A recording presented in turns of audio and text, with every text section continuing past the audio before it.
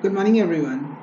Today, we will gain some basic knowledge about Code of Criminal Procedure through some basic MCQs. So, without wasting any time, let's start with it. First question for the day is the power to direct an investigation under Section 156 Clause 3 of CRPC can be exercised by whom? The options are A magistrate, B, a session judge, C, both A and B, and D, neither A or B.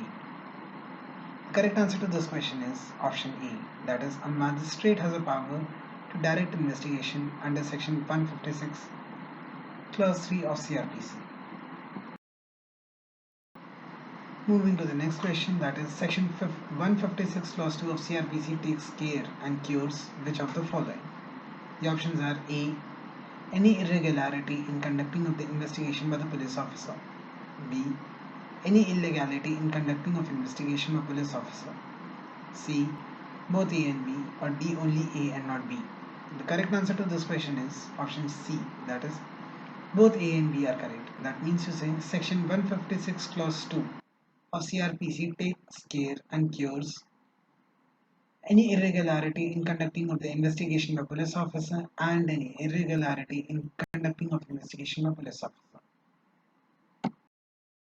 The next question is, under section 159 of CRPC, a preliminary inquiry into the commission of the offence can be conducted by whom? The options are A, by the magistrate having jurisdiction to take cognizance, B, by any magistrate subordinate to the magistrate having jurisdiction under the orders of such magistrate, C, by the police, or D, only A and B. The correct answer to this question is option D, that is, only A and B are correct. That means to say under section 159 of CRPC, a preliminary inquiry into the commission of the offence can be conducted by the magistrate having jurisdiction to take cognizance and by any magistrate subordinate to the magistrate having jurisdiction under the order of such magistrate.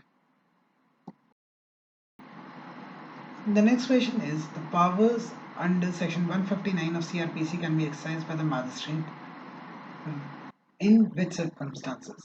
The options are A, when the police is still investigating the case, B, when the police decides not to investigate the case, C, when the police has filed the report under section 173 of CRPC, or D, all of the above. The correct answer to this question is option B, that when a police decides not to investigate the case, then the power under section 159 of the CRPC can be exercised by the magistrate. The next question is, the power to require attendance of a person acquainted with the facts and circumstances of the case under section 160 of the CRPC requires what type of notice?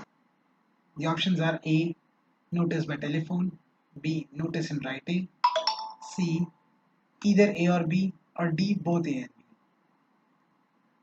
The correct answer to this question is option B, that is, the power to require attendance of a person acquainted with the facts and circumstances of the case under section 160 of the CRPC requires notice in writing.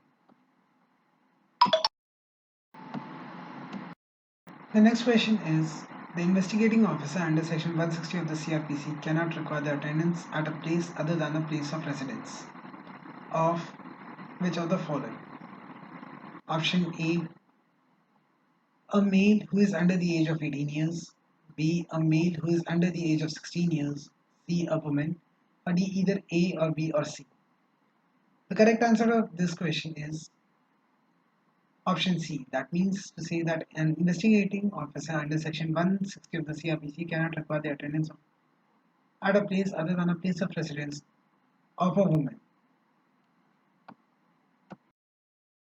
The next question is, the investigating officer under section 160 of the CRPC cannot require the attendance of a male at a place other than a place of residence who is of what age? The options are A, under the age of 15 years, B, under the age of 16 years, C, under the age of 18 years, or D, under the age of 21 years. The correct answer to this question is option A.